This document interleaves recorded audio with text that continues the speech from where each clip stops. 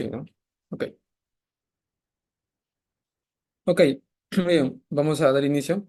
Sí. Muy buenas tardes a todos. En esta oportunidad vamos a hablar acerca sobre lo que es el diseño agronómico y diseño hidráulico de un sistema de riego. Sí. Bueno, hablar de lo que es diseños agronómicos y diseño hidráulico, pues es hablar de todo lo que concierne a la parte de poder agrícola, que digamos influye bastante, pues, el saber conocer todo lo que es el tema de las tuberías, de los sistemas de riego, parte de ello conocer la calidad de agua, los tipos de suelo, el distanciamiento de las plantas. Bueno, hay ciertos parámetros, pues, que obviamente uno tiene que considerar y tener en cuenta.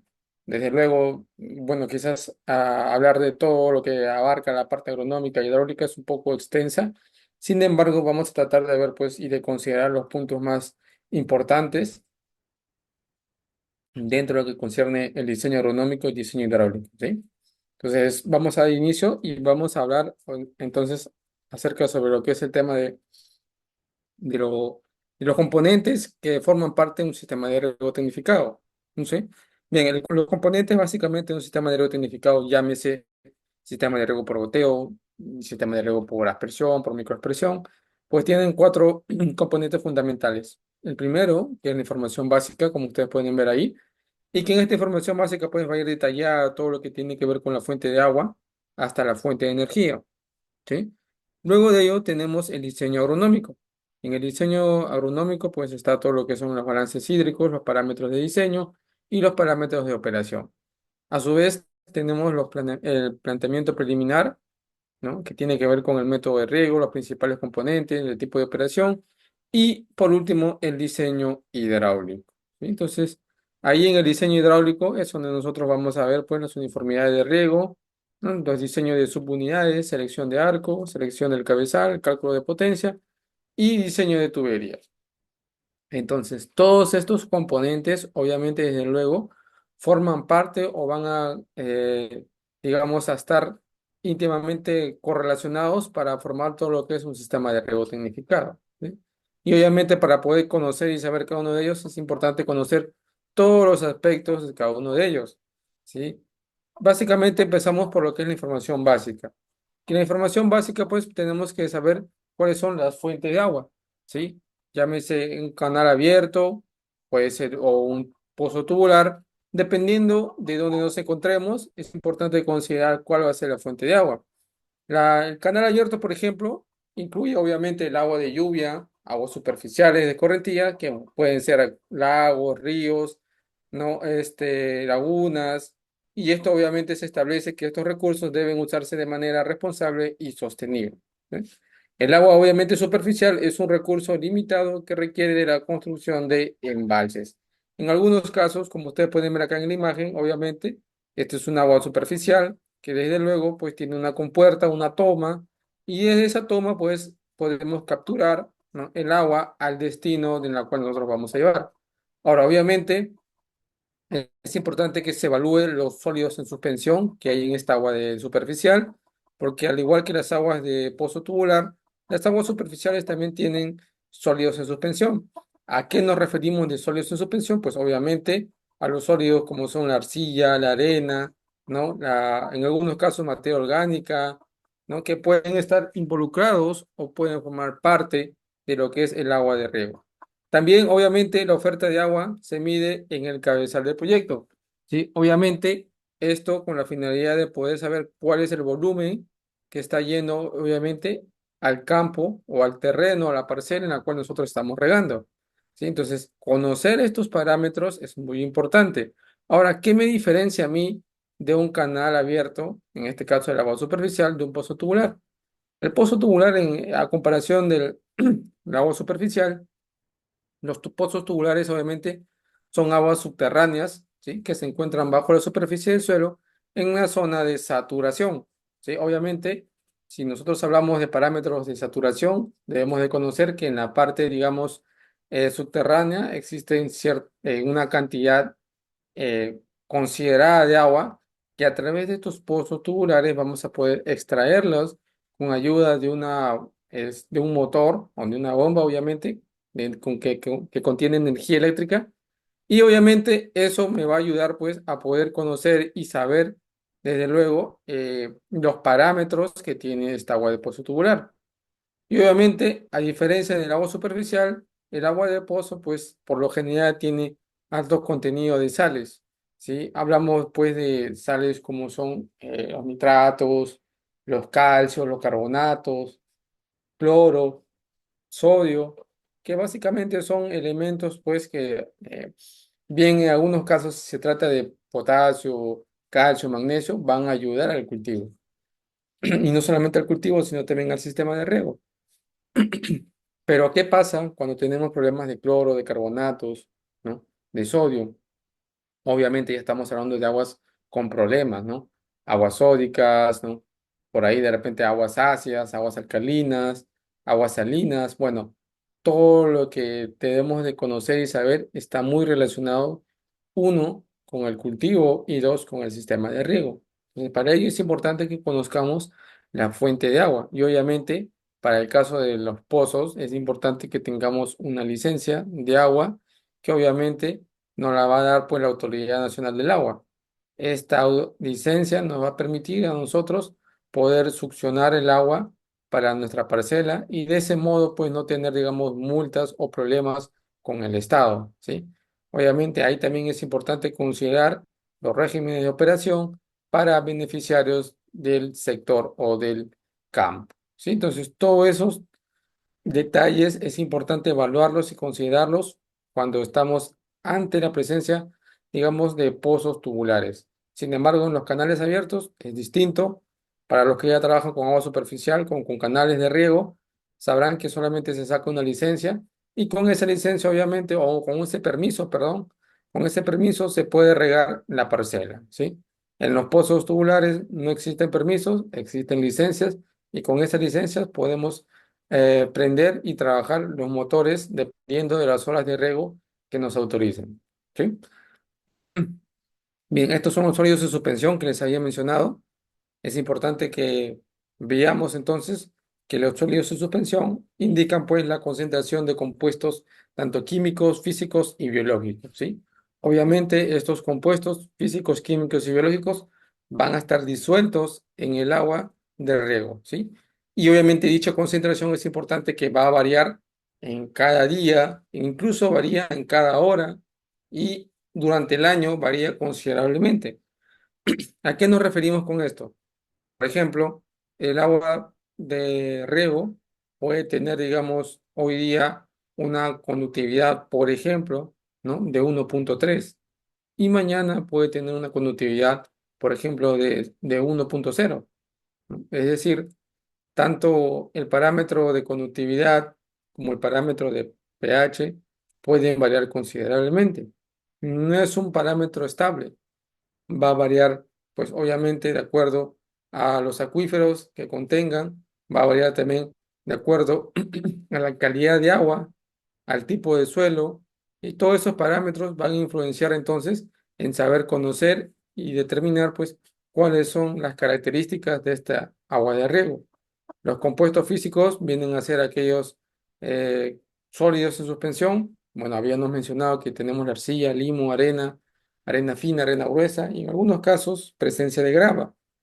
También hay compuestos químicos que vienen a ser producto de la meteorización de las rocas, obviamente, que se ha formado, ¿no? En el agua de riego. Y también hay compuestos biológicos. Estos compuestos biológicos pues vienen a ser algunos algas, algunos protozoos, algunos virosis, ¿no? Y zooplancton que existen en la calidad de agua. Que dicho sea de paso, dentro del sistema de riego, cuando existen altas cantidades de algas, zooplancton o protozoos, pues ocasionan problemas como son las obstrucciones de los goteros, ¿no? Problemas dentro de los filtros, problemas dentro de las tuberías, y todo ello conlleva pues a poder, digamos, aumentar muchas veces el tema de los costos, porque tenemos que hacer purgados, limpieza, desinfección, ¿no? Por ahí algunos timbaleos, cuando hablamos de cintas de riego, y todo ello pues es un costo adicional, ¿sí? Por eso es importante entonces siempre analizar un agua de riego antes de establecer un sistema de riego tecnificado. Bueno, y cuando hablamos de calidad de agua, básicamente nos estamos refiriendo a los parámetros de dureza de agua, salinidad, pH, relación absorción-sodio y los carbonatos, ¿no? De sodio residual. ¿Sí? Entonces, esto de acá viene a ser lo que es la calidad de agua de riego. Y para nosotros conocer un poco más sobre qué es una calidad de agua de riego, pues es importante que veamos que, por ejemplo, acá hay tres ejemplos, ¿no? Donde tenemos los parámetros de pH, conductividad, calcio, magnesio, potasio, sodio, nitrato, carbonatos, bicarbonatos, sulfatos, cloruros, el RAS, la relación absorción-sodio y el boro. Estos son algunos de los parámetros que vienen, obviamente, cuando hacemos un análisis de agua. Y si se dan cuenta, aquí tenemos tres ejemplos, ¿no? De agua de río y un agua de pozo, ¿no? Bueno, tenemos dos fuentes de agua de pozo. Una que es procedente de la zona de Ica, de la Pampa de Villacurí, y otra es procedente de la zona de Pisco. Entonces tenemos dos aguas de pozo y un agua de río. Y si ustedes se pueden o se percatan, ¿no? Es importante que veamos que la suma, por ejemplo, de cationes en el agua de río es muy baja considerando que las aguas de pozo son más altas, ¿no? Doble, el triple que el agua de río. Sin embargo, ¿a qué se debe esto? Obviamente, muchas veces a la presencia de sales, ¿sí? Si se dan cuenta, el sodio, por ejemplo, en el agua de río tiene 0,82 mil equivalentes por litro, a comparación de un agua de pozo que tiene 25,69 mil equivalentes por litro para el caso de la zona de Viacurí y para el caso de la zona de Pisco, fíjense, tiene 40,43 mil equivalentes por litro. Entonces, desde ahí uno se va dando cuenta que las aguas muchas veces de pozo tienen altos contenidos de sales. No siempre, obviamente, no con esto quiero decir de que siempre sean así, pero casi generalmente, ¿sí? Tienen esas cantidades de sales. Ahora, va a depender de la zona donde también se encuentren. Zonas áridas, zonas templadas, ¿no? Zonas tropicales tienen diferentes calidades de agua debido a digamos, a las condiciones en las que se encuentra, ¿sí? Digamos, un suelo árido, ¿no? No va a tener, digamos, una misma calidad de agua procedente, digamos, de un pozo a un suelo, digamos, procedente de unas zonas templadas, ¿no? O tropicales. Desde luego, va a variar considerablemente. Entonces, también va a depender mucho de la zona, del tipo de suelo que se encuentre y todo ello pues conlleva a que tengamos que hacer unos análisis. Y en base a estos análisis, cuáles son los que tiene mi agua de río. Puede ser que tenga problemas de cloruros, problemas de sodio, problemas de nitratos, ¿sí? Recuerden que los nitratos también son problemas, ¿sí? Los sulfatos, los cloruros, ¿no? El boro, por un tema de repente de toxicidad, también es importante que lo revisemos y lo tengamos en cuenta. Y el calcio, que muchas veces está en el agua de riego, pero no está de forma disponible. Y este calcio, pues muchas veces bloquea, ¿no? La absorción de otros elementos como es el magnesio y el potasio. Y todo eso involucra parte del análisis de suelo, perdón, de agua de riego que debemos de considerar. ¿Ok? Bueno, aquí tienen algunos parámetros de lo que es la conductividad eléctrica, el pH, la relación absorción-sodio y los carbonatos. Cada uno de ellos, obviamente, tienen cálculos, fórmulas de cómo hallarlos. La conductividad eléctrica, básicamente, uno de los parámetros de medición es los sólidos disueltos totales, ¿sí? Que básicamente se expresan en miligramos por litros, y la fórmula pues para poder calcular la cantidad de sólidos disueltos totales es de 640 por la conductividad eléctrica del agua de riego, expresada en 17 por metro. ¿Ok? Entonces, en base a esa fórmula, vamos a poder calcular los sólidos disueltos totales del agua de riego. ¿Sí? Ahora, la suma de cationes, ¿no? O aniones del agua de riego va a ser igual, obviamente, a la conductividad eléctrica por 10. Es decir, la capacidad de intercambio catiónico, ¿sí? De un agua de riego va a ser igual a la conductividad eléctrica multiplicada por 10. ¿Sí? Entonces, si yo tengo una conductividad eléctrica, por ejemplo, de 1,2, ¿no? Lo multiplico por 10 y me va a salir pues 12. Aproximadamente mi capacidad de intercambio catiónico debe estar entre 13, 12,5, 11 quizás o 11,5. Obviamente no va a ser exacto, ¿sí? Va a variar, pero tiene que estar cerca o aproximarse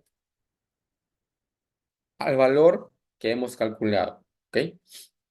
En cuanto al pH, pues bueno, el pH básicamente es es el logaritmo, digamos, negativo, ¿no? Del contenido de hidrógeno. Si nosotros aplicamos esta fórmula, vamos a poder calcular entonces el pH de mi agua de riego, ¿sí? Naturalmente, para aguas, perdón, tipos de agua, los pH más adecuados pues, para un agua de riego es entre 6,5 y 7,5, ¿ok? Algunos casos para preparación de productos fitosanitarios, ¿no? Y para preparación de fertilizantes, obviamente lo que se recomienda es que el pH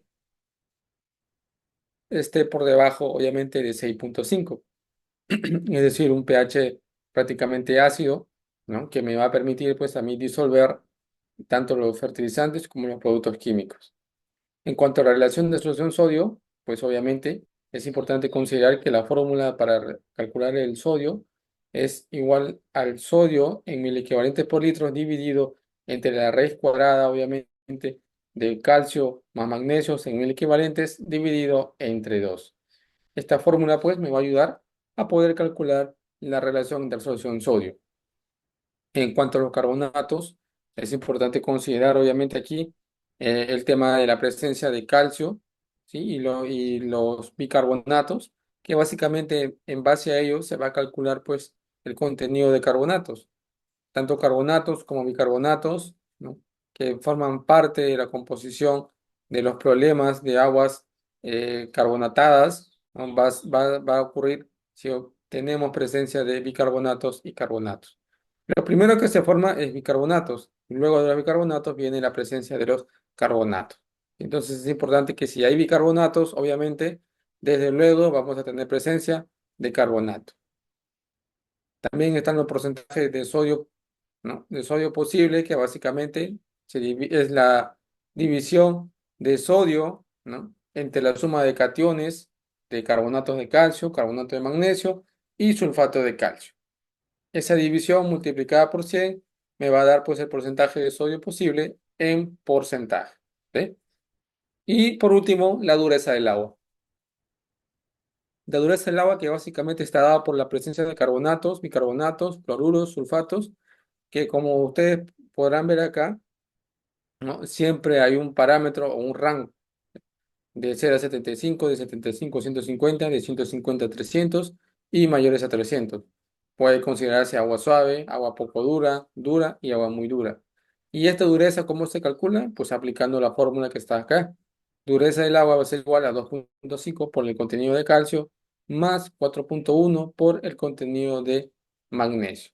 ¿Cómo hay el calcio y el magnesio? Pues a través de los análisis de agua que voy a realizar en mi riego, ¿sí? Entonces, ahora hay otros parámetros que también se puede utilizar para poder medir, digamos, la dureza del agua. Existen equipos, medidores, que en este caso se utilizan, por ejemplo, de acuerdo al color, al igual que el pH. No sé si habrán utilizado o no, unos medidores que de acuerdo al color que me arroje, pues determinan el contenido, ¿no? En este caso de calcio o de carbonatos que hay en mi agua de riego. Entonces, estos equipos obviamente también se utilizan bastantes, ¿no? O cuando, por ejemplo, no tenemos a la mano de repente un análisis de agua de riego y no tenemos los datos o los valores, pues con estos equipos vamos a poder ayudarnos a poder determinar la cantidad, pues, de dureza del agua en partes por millón, ¿sí? Bueno, ¿cómo se determinan las sales de un agua de riego? Bueno, aquí tienen ustedes, es importante considerar los milimoles por litros, que van a ser igual a los mil equivalentes, dividido entre la valencia. La expresión osmótica, que tiene que ver mucho con la suma de milimoles, multiplicado por 0,024, y la conductividad de sales nocivas, que es igual a la presión osmótica generada por el calcio, perdón, por el sodio, cloruro, bicarbonatos, dividido entre 0,36. ¿sí? Bueno, acá tienen un ejemplo de cómo es que se calcula de acuerdo a las fórmulas. Obviamente, por temas de tiempo, quizás no lo vamos a tocar mucho detalle, pero si se dan cuenta, aquí tienen todos los datos y de acuerdo a las fórmulas que están acá arriba, se puede calcular entonces la conductividad eléctrica de sales de nutrientes, ¿sí? Nutrientes, básicamente referente a las sales que le aportan nutrientes al cultivo, no aquellas sales que son, digamos, perjudiciales, como son el sodio, el cloro y el carbonato. Solamente está considerando acá la cantidad, digamos, de sales de nutrientes, es decir, calcio, potasio, magnesio, ¿no? Que es nitratos que puedan servirle al cultivo. Y en esta tabla que ustedes pueden acá, es importante considerar que de acuerdo a la salinidad del agua de riego y considerando obviamente los parámetros de relación de absorción sodio, ¿no? Digamos, cuando tenemos reducción severa, es porque en este caso la salinidad, ¿no? Tiene, digamos, altos contenidos, por ejemplo, mejor dicho, bajos contenidos de sodio. ¿M? Tenemos, digamos, una reducción, obviamente severa, que muchas veces puede alterar mi sistema de riego y también el cultivo. Cuando esto empieza, obviamente, a incrementarse la conductividad eléctrica, existe una reducción ligera o moderada en cuanto, digamos, a la absorción digamos, de los nutrientes al cultivo.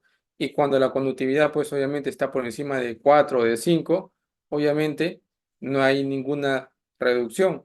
Y todo ello tiene que ver mucho con la calidad de agua de riego que nosotros tengamos en nuestro sistema de riego tecnificado. Y entonces, por ello, bueno, particularmente soy de las personas que les recomiendo que siempre hagan mejor un análisis de agua para tener más a detalle, ¿no? Cuáles son, digamos, los parámetros o los números, ¿no? De mi agua de riego. Y bueno, si tenemos agua, por ejemplo, con un pH de 5, ¿no? Y digamos que para mí es un agua muy ácida y que, oye, aumentar, digamos, el pH, es importante que trabajemos con aguas digamos, de pH bajo y aguas de pH alto. ¿Sí? Es decir, si nosotros hacemos una combinación de un agua de pH 5 y un agua de pH 7, pues haciendo y aplicando las fórmulas que habíamos visto anteriormente, que es el logaritmo negativo de del contenido de hidrógeno, vamos a ver pues que si nosotros ah, conforme le aumentemos más el pH del agua, ¿no? Vamos a tener un pH un poco mayor. Entonces, para poder nosotros mejorar el pH de un agua de riego, es importante que mezclemos o combinemos un agua de pH ácido con un agua de pH alcalino. Acá tienen un pH, digamos, neutro. Si trabajamos con un pH, obviamente, de 8,5 o de 8,6, podremos llegar de repente a un pH que incluso puede ser 6,5. Un pH ligeramente, digamos, ácido, adecuado para la mayoría de los cultivos. Entonces, esta es la forma como nosotros podemos mejorar el pH de un agua de riego. Y obviamente dentro del sistema de riego tecnificado es importante que hagamos un lavado, ¿no? Para temas de sales. Dentro de mi diseño, ¿no? De mi sistema de riego es importante que haya un lavado de sales. ¿Cómo lo calculo este lavado de sales? De acuerdo, pues, al umbral de tolerancia. Este umbral de tolerancia que ustedes pueden ver acá para diferentes cultivos es importante considerarlos si mi suelo tiene problemas de salinidad, ¿sí? Justamente el lavado de sales se hace con el objetivo de poder lavar las sales que se encuentran en mi suelo, ¿sí? Ahora, no solamente es conocer el umbral de tolerancia, ¿no? De índice siemen por metro de los cultivos, sino conocer esta fórmula que ustedes pueden ver acá, ¿no? Que es una fórmula para calcular el factor de concentración permisible. Este factor de concentración permisible se va a calcular pues de acuerdo al umbral de tolerancia del cultivo dividido entre la salinidad del agua de riego. El umbral de tolerancia del cultivo es lo que está acá, obviamente en estos cuadros, ¿sí? Dependiendo del cultivo que tengamos. Ese umbral de tolerancia lo dividimos entre la salinidad del agua de riego y efectuando esta división vamos a obtener pues obviamente el factor, ¿no? De concentración permisible. Y una vez obviamente obtenido el dato del factor de concentración, se procede pues a hacer el uso de curva de necesidad de lavado. ¿Cuál es esa curva? Esta que ustedes pueden ver acá. ¿Qué me da a entender esta curva? Obviamente que las necesidades de lavado van a estar de acuerdo a la concentración, o mejor dicho, al factor de concentración permisible. Si digamos, el factor de concentración permisible, en este caso digamos, 0,5, las necesidades de lavados obviamente van a ser mucho mayores. Y conforme el factor de concentración va aumentando, las necesidades de lavado van a ir disminuyendo. ¿Sí? Entonces, si yo tengo un factor de concentración de 1,5, ¿no?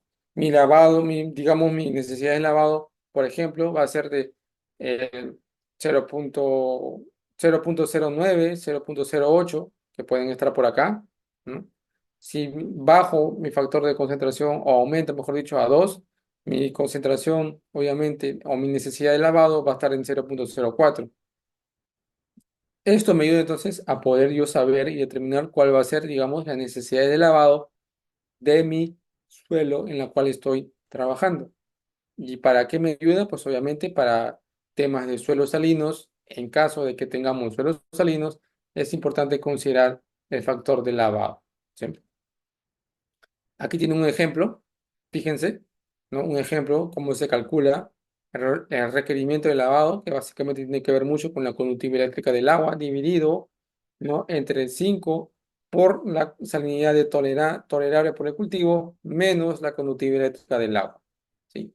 Y en base a ello se calcula pues la cantidad de agua, que va a ser igual obviamente a, digamos, a la evapotranspiración dividido entre uno por el requerimiento de lavado, ¿sí? Entonces, todos estos cálculos, ¿no? Los podemos trabajar en base a este ejemplo, ¿sí? Acá tiene un ejemplo, ¿no? De evapotranspiración, la conductividad eléctrica del agua y la conductividad eléctrica del cultivo que tolera, ¿sí?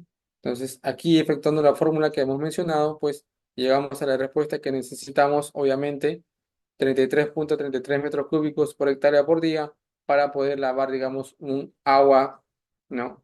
Que tiene una conductividad de 1,2, ¿no? Y una conductividad que pueda tolerar el cultivo de 2,517 por metro. Bueno, estos son los análisis de suelo y de agua, que es importante conocerlo y saberlos. Siempre lo he mencionado y lo vuelvo a repetir.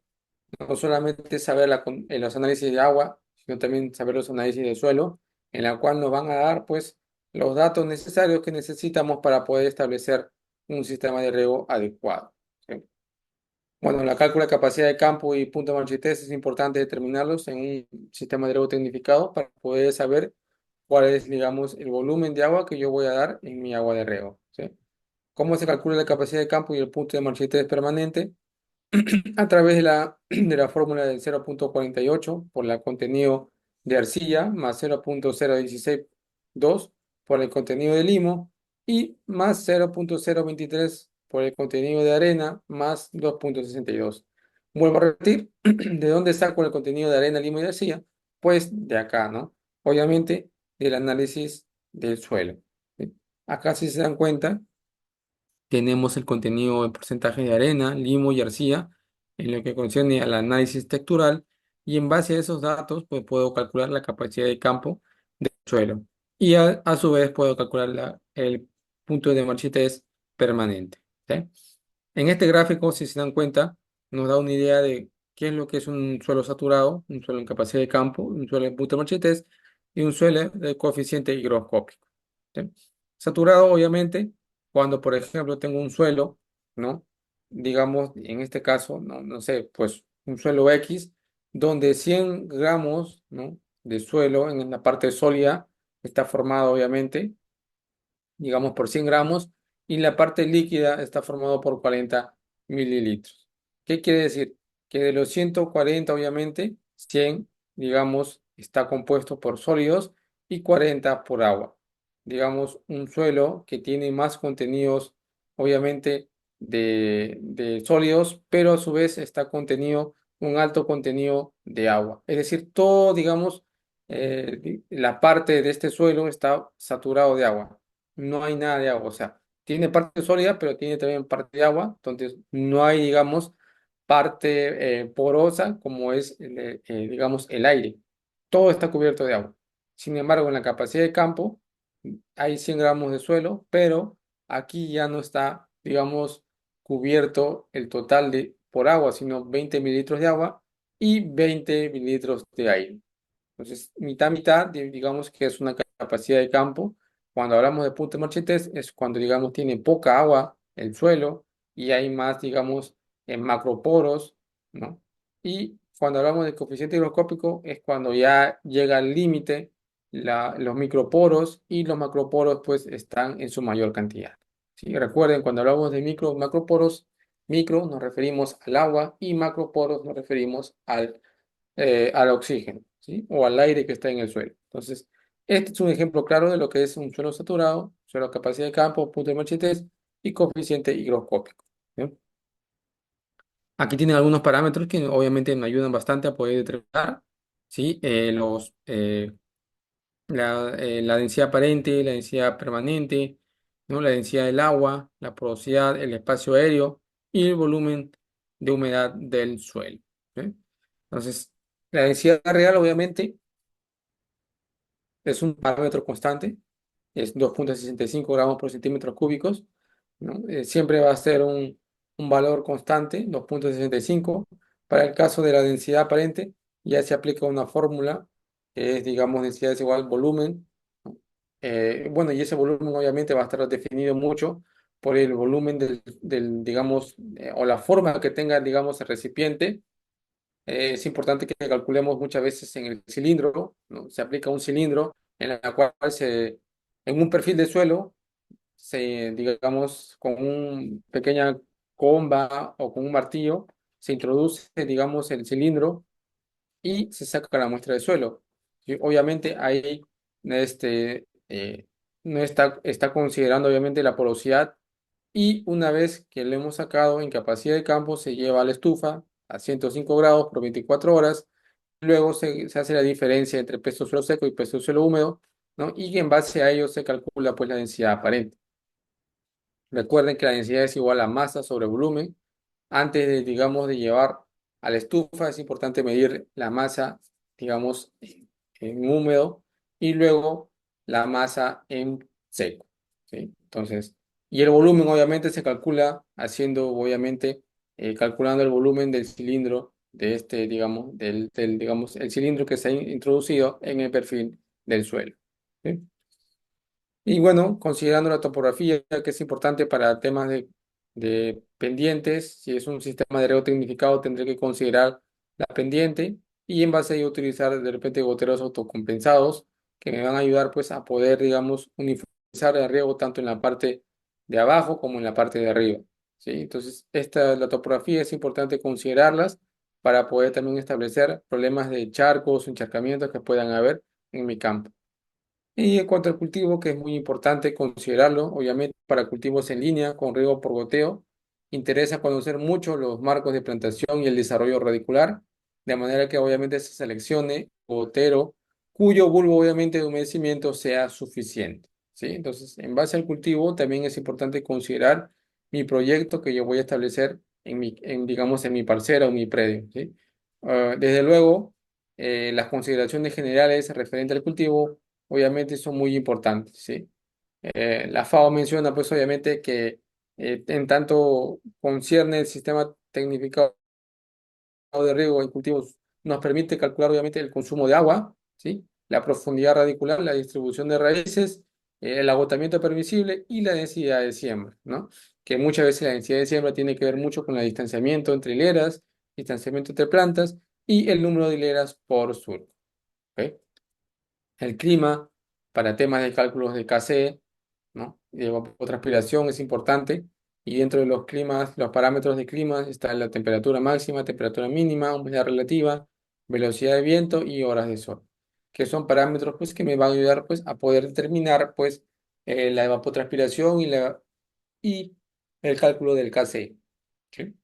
Algunos utilizan estaciones meteorológicas, otros utilizan tanques evaporímetros, que también son un método muy factible para poder calcularlos, pero todo va a depender obviamente digamos, de la parte económica, ¿no? Que podamos nosotros establecer en nuestro predio. La fuente de energía es muy importante. ¿no? Hay energía eléctrica a base de, de, digamos, energía trifásica o, digamos, energía monofásica para caso de los motores y las bombas que requieren de energía para poder, digamos, establecer una presión determinada y poder impulsar el agua de riego dentro del sistema de riego tecnificado. En sistemas de riego pequeños es importante que sea menos de 3 hectáreas. Y obviamente si se planteara energía monofásica, siempre es importante verificar la potencia instalada. Existe energía de combustión. Bueno, algunos utilizan, por ejemplo, para poder capturar agua de un río, de un lago o de un cauce, hacen uso de energía de combustión, es decir, utilizan energía, motores que utilizan combustión como son petróleo, ¿no? Y esos equipos también son válidos cuando nosotros queremos regar o hacer riegos, digamos, superficiales o riego por mergas o riego por surcos, ¿no? Esas dos fuentes son las principales, motores de combustión y motores de energía eléctrica, ¿sí? Algunos pueden ser obviamente con uso de gasolinas, otros con petróleo. Lo importante es que me ayude a poder impulsar o capturar el agua de riego para mi predio. Aquí tienen la diferencia topográfica, que lo que les había mencionado. Por ejemplo, en la sierra, el exceso de presión, obviamente, rompe presiones, válvulas reductoras, obviamente, de presión, que son muy importantes para poder eh, regular las presiones y las clases de tubería, que también son muy importantes considerarlas dentro de mi diseño de riego, ¿sí? De niveles mínimos para aspersión, por ejemplo, 30 metros. El nivel mínimo para goteo es de 20 metros. Y obviamente todo ello tiene que ver mucho con el tomar en cuenta la clase de tubería, ¿sí? Porque hay tuberías que no están aptas para pendientes mayores a 10%, mayores a 30%, y desde luego todo ello tiene que ser corroborado y verificado en el análisis, obviamente, de la pendiente de mi suelo. Y bueno, luego viene el diseño agronómico, que tiene que ver mucho con la demanda de cultivo. Y bueno, aquí tiene que ver mucho pues el uso de los KC, los coeficientes de cultivo y la eficiencia de riego, ¿no? La evapotranspiración potencial, que también es muy importante. Algunos utilizan equipos de mediciones como son los tanques evaporímetros que había mencionado, la estación meteorológica, o algunos recurren pues a programas aplicativos que existen obviamente en Internet y que también nos ayudan bastante a poder determinar estos coeficientes y estos valores que nos ayudan pues a establecer la demanda de agua del cultivo. Este CrowdWatt es un equipo que se utiliza bastante. Bueno, en Internet lo pueden buscar y obviamente se encuentra de manera gratuita, donde ahí pueden ver ustedes algunos valores, ¿no? Que han, digamos, establecidos, ¿no? Y que obviamente nos ayudan bastante a poder determinar lo coeficiente del cultivo. La secuencia del cálculo de demanda de agua es importante que nos sepamos, que tiene que ver mucho con la evapotranspiración del cultivo, el KC, que tiene que ver mucho con la el estado fenológico, los factores fisiológicos del cultivo y la cobertura del cultivo. Luego de ello, aplicando el cálculo del Leto con el KC, pues obtenemos la evapotranspiración del cultivo. ¿Sí? Esta evapotranspiración del cultivo puede variar, obviamente, si consideramos también las variables de atención, las variables climáticas, los efectos de localización. Si consideramos estas variables, obviamente, vamos a tener una ETC2, que también, si consideramos las precipitaciones, los factores de corrección y las pérdidas de correntía, vamos a tener pues en este caso una necesidad de riego neta. Y si esta necesidad de riego neta lo corroboramos o efectuamos pues los valores de eficiencia de aplicación, vamos a tener en este caso una necesidad de riego total, ¿sí? Entonces, todos estos parámetros, ¿no? Obviamente es importante considerarlos siempre y cuando obviamente tengamos los datos, por ejemplo, de estación de estado fenológico, de cobertura de cultivo y de factores fisiológicos. Si no tenemos efectos de localización y variación de climática, pues debemos de considerar solamente el primer ETC, ¿sí? Estos son los tanques evaporímetros que les había mencionado, tanque evaporímetro tipo A, muy utilizado en algunos sectores, en algunos campos, en algunos predios, y que lo que me ayuda pues es a poder monitorar cuál ha sido la evaporación del agua de riego, digamos, en dicha zona. ¿Cómo se efectúa eso? Pues fíjense que en este, digamos, cilindro, ¿no? Digamos, en la parte, digamos, del borde, digamos, del cilindro, existe un medidor, en este caso, ¿no? Que me ayuda a poder determinar cuánto ha sido la evaporación del agua de riego durante el día. ¿Y cómo lo calculo? Pues obviamente midiendo, ¿no? En centímetros o en milímetros cada día voy y mido y en base a eso puedo calcular pues las necesidades de agua de riego para mi cultivo. Importante que en las mediciones, ¿no? O la descripción del tanque evaporímetro puedan ustedes revisarlos y si en alguna oportunidad tienen la oportunidad de establecerse sus propios tanques evaporímetros tipo A, serían muy buenos, ¿no? Obviamente, estos tanques evaporímetros tipo A nos ayudan bastante a poder calcular pues las necesidades de riego. Hay tanques evaporímetros que están en cultivo verde y hay tanques evaporímetros en cultivo de seco. Lo que más se recomienda es utilizar el caso A, que es tanques evaporímetros en cultivos en verde, porque se acerca mucho a la realidad que nosotros estamos trabajando. Porque nosotros tenemos cultivo, obviamente, ¿no? Y si vamos a tener un cultivo, pues tenemos que trabajar con un tanque evaporímetro que esté en cultivo en verde, salvo que tengamos un campo en blanco, ¿no? Y ese podríamos trabajar con un tanque evaporímetro, digamos, en área seca. Pero cuando trabajamos con cultivos es importante que consideremos pues cultivos en verde, ¿sí? Aquí tienen los coeficientes del cultivo, que es el KC. El KC que es básicamente el ETC del cultivo dividido entre el ETO, la evapotranspiración potencial. Esta evapotranspiración potencial y esta evapotranspiración de cultivo va a estar relacionado mucho con la etapa fenológica de mi cultivo. Hay KCs obviamente iniciales, hay KC medio y hay KC finales. ¿Por qué hay esta diferencia de KC? Porque las necesidades de agua de riego en mi cultivo no van a ser iguales en las etapas iniciales, no va a ser igual en las etapas intermedias y no va a ser igual en las etapas finales, ya que en cada etapa finológica del cultivo, pues las necesidades de riego son distintas debido a que el cultivo requiere más agua de repente en las etapas de floración y fructificación y menos aguas en la etapa de inicio y menos agua en la etapa de senescencia. ¿Sí? La precipitación efectiva es muy importante y aquí es importante considerar la infiltración de profunda, la escorrentía superficial y la evaporación de la superficie. Todo ello tiene que ver mucho, pues obviamente, con satisfacer las necesidades de agua de riego del cultivo. Obviamente todo esto depende de múltiples factores, como es la intensidad de la precipitación, la aridez del clima, también pues otros factores que tienen que ver mucho con la humedad del suelo y la velocidad de infiltración. Entonces, esos detalles me van a ayudar a poder a mí calcular la precipitación efectiva de mi predio.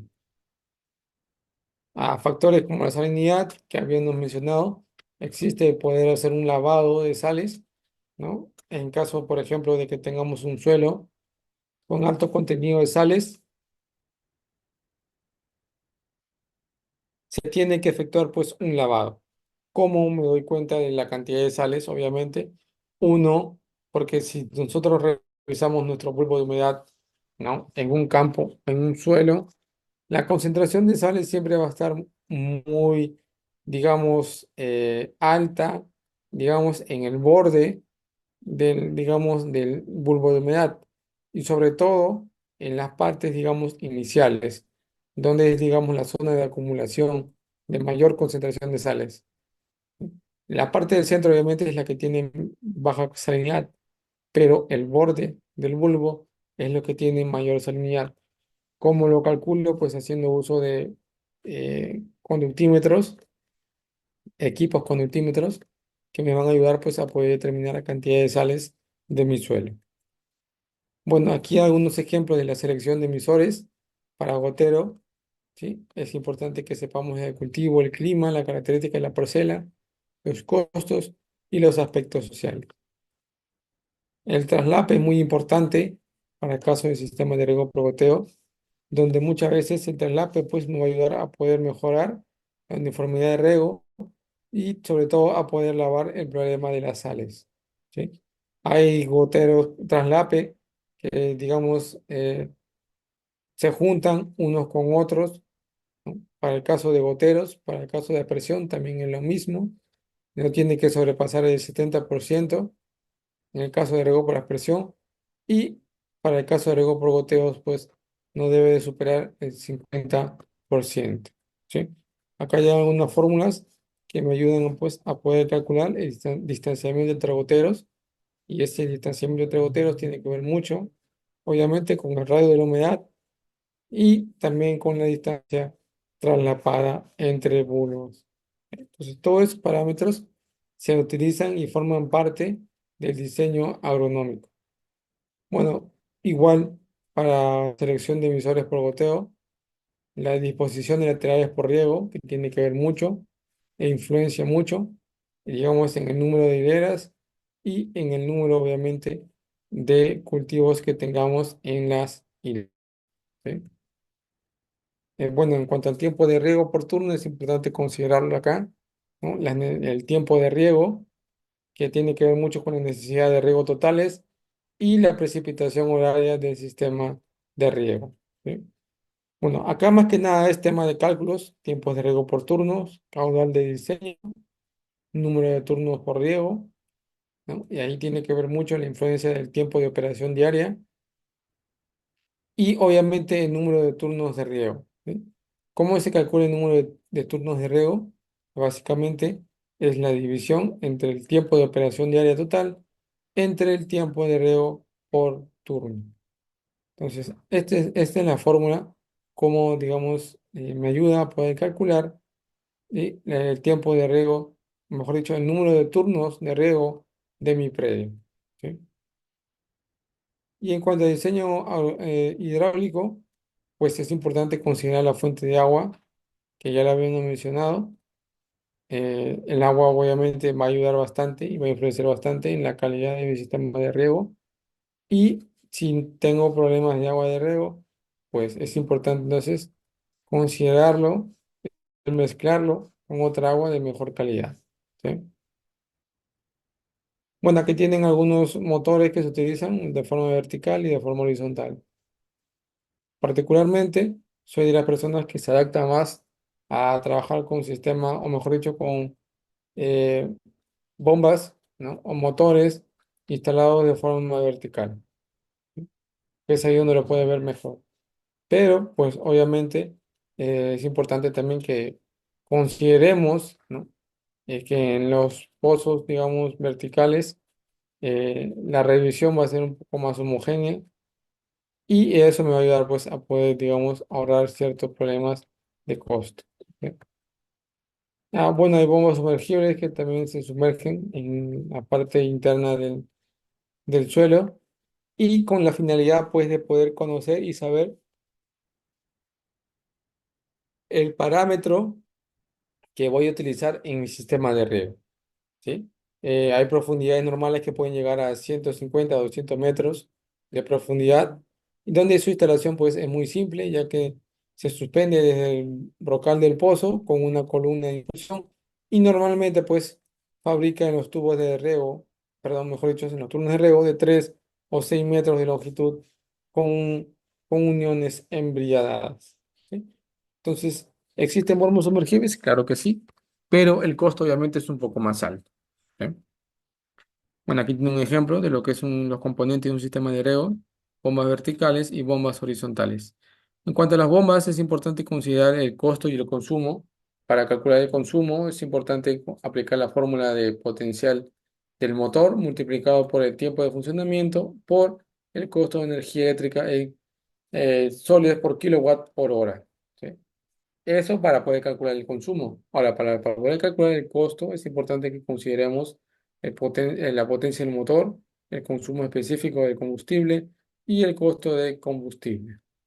Entonces, ahí tienen ustedes la forma como pueden calcular tanto el consumo como el costo para temas de motores. Aquí tienen algunos cálculos de potencia, ¿sí? Bueno, y vuelvo, repito, por temas de tiempo quizás no lo podemos ver a detalle, pero es importante que ustedes puedan ver acá en en el historial cuáles son los parámetros que necesitamos, ¿sí? Por ejemplo, para poder calcular el requerimiento de potencia de una bomba, es importante que consideremos el caudal del sistema o de la subunidad de riego. También es importante que consideremos la carga total del sistema y la eficiencia de la bomba. Muchas veces la eficiencia de la bomba, ¿no?, está entre 0,8 y 0,85, ¿no? Y en algunos casos viene pues ya detallado en, digamos, cero, ¿no?, del motor. Hay motores que tienen un tablero donde están los datos del motor y si nos percatamos de esos datos, pues vamos a encontrar la eficiencia de la bomba, ¿sí? Bueno, en caso de requerimiento de potencial del motor, es importante que consideremos también ahí, obviamente, el caudal del sistema, ¿no?, la carga total del sistema, también el tema de la eficiencia de la bomba y de la eficiencia del motor, ¿sí? Entonces, todos estos parámetros me van a ayudar a poder calcular el requerimiento potencial del motor.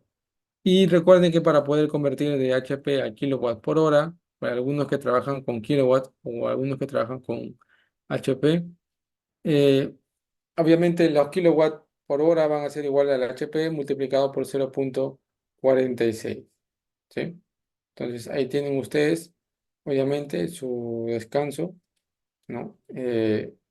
Bueno, el dato, obviamente, del poder convertir de HP a kilowatts por hora. El arroz de tubería es importante. Fíjense, la tubería tiene que ver mucho. Acá, por ejemplo, con esto, hay tuberías, por ejemplo, que muchas veces tienen características distintas dependiendo del material que se utilice. También es importante considerar las uniones, uniones conjunta elástica, uniones roscadas, uniones blindadas, uniones cementadas, unión por termofusión y unión por comprensión. Entonces, todas estas uniones se van a tener que establecer de acuerdo a la calidad del sistema de tubería que utilizo en mi sistema de riego. Por lo general son tuberías de PVC resistentes pues a las presiones de agua de riego, ¿ok? Pérdidas por fricción de materiales, también hay pérdidas por fricción y básicamente se calculan a través de la fórmula de eh, pérdida de carga multiplicado pues por la longitud de la tubería. Y acá pues en base a esta tabla poder saber obviamente cuál es, digamos, el motor, ¿no?, o la bomba que me está fallando en base a ese cálculo, ¿ok? Aquí tienen un diseño de tuberías, cómo es que se establece el diseño de riego de las tuberías, y es importante que nosotros siempre sepamos todos estos detalles para poder establecer un riego uniforme y parejo, ¿ok? Pérdida por fricción de materiales, bueno, esto ya lo hemos visto, perdón. Eh, Coeficiente de uniformidad, pues me ayuda a poder saber cuáles, digamos, eh, las subunidades que están problemáticas y las subunidades que están en buen estado. Y obviamente esto va a variar de acuerdo a la topografía que habíamos mencionado y a la pérdida de carga de la red de riego, ¿sí? Entonces, esos parámetros también son muy importantes considerarlos dentro de mi sistema de riego. En cuanto a otros compensados, pues me ayudan bastante a poder, digamos, a efectuar un riego uniforme y parejo sin que todo el agua pues se vaya a un solo lado, ¿ok? Ahí tienen algunos fórmulas para calcular la tasa de riego del sistema, el número de turnos por riego, caudal del sistema, tiempo de riego por turno, ¿ok?